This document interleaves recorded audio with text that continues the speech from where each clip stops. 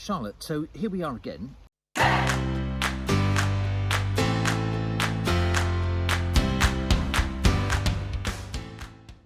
We have a continuation from last Sunday's Gospel. So we're in Matthew 18 and we pick up with verse 21 and then go on to verse 35. So the verse 21 and the 21 and 22 are about Peter saying, do I forgive my brother 7 times? And Jesus saying, either 77 or 70 times 7.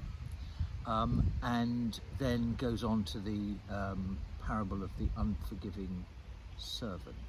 So what are your reflections? So my reflections today are, as I read this passage, a little bit like I was saying last week, that desperate practicality of it. But in that, what I mean is that reading this is so clearly Christ's response to us.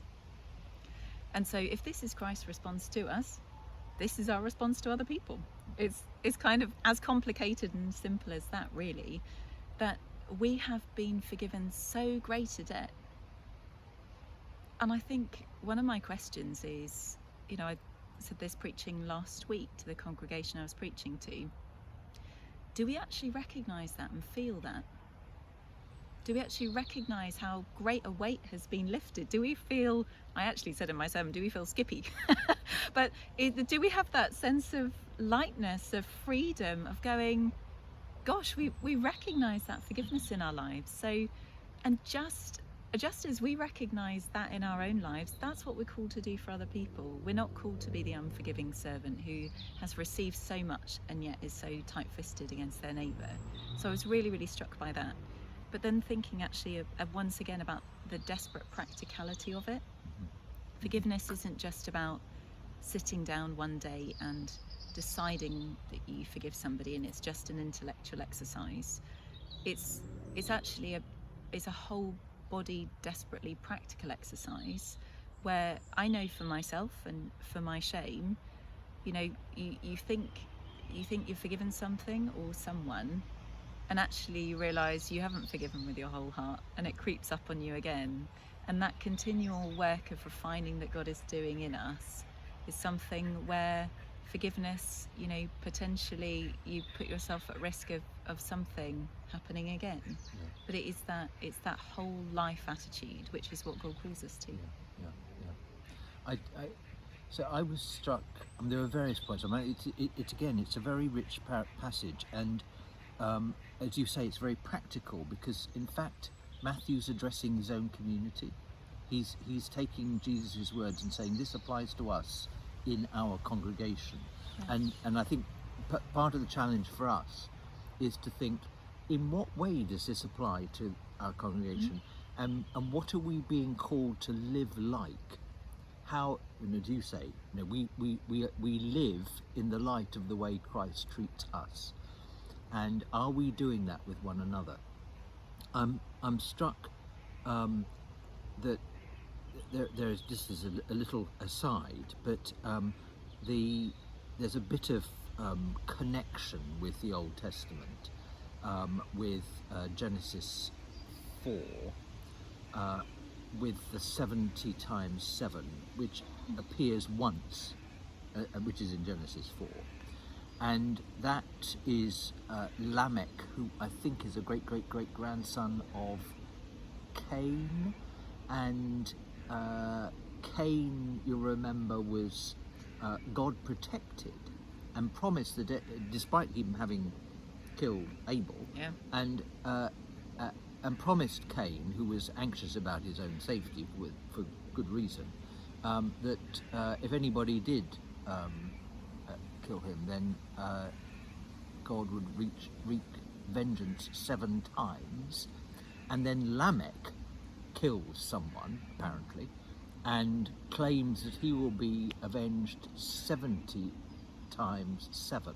So there's a little, I wouldn't make too much of this, but there is a little bit of a sense of, this is the complete opposite of that. This is the eradication of revenge, and and indeed of that sort of violent cycle that we get into when we are angry and unforgiving of someone. And I'm struck that we see it in the parable, but we see it also in Jesus saying 70 times 7, that this is beyond counting. This is not about counting anymore. Yeah. This is about how we are to live. We are always to be forgiving with one another, and you've got that again extreme contrast between the incredible generosity of the king, who forgives this servant who's it seems to have incurred a massive debt and forgives it. And then I read somewhere that the debt that the servant refuses to forgive the other servant is 1/600th of the debt that he was forgiven. So I mean, you know, the people hearing this would get all those proportions and that the immensity of what the king had done and what this person refused to do.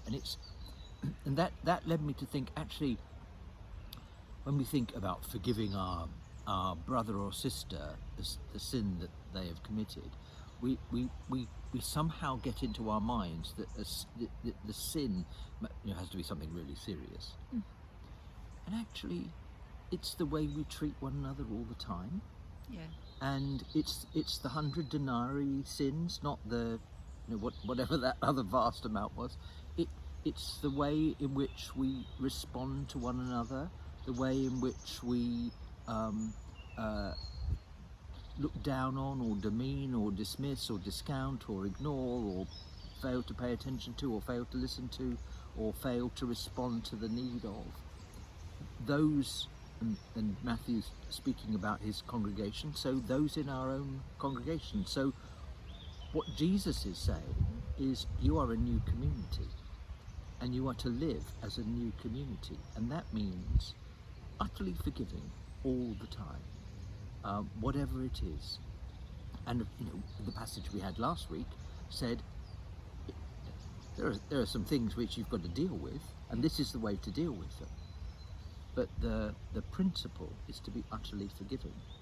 And I always think of Bonhoeffer writing in Life Together, that little amazing little book, where he gives the instructions to his seminarians that they must never speak about one another except face to face. So you don't speak about anybody behind their back, and if you do, you have to go then and tell the person what you said about them. Yeah. And that extraordinary discipline of being just really straightforward and respectful of one another all the time, and you think, my goodness, wouldn't that be amazing? Well, actually, if we all put our minds and hearts to it, we could live that way.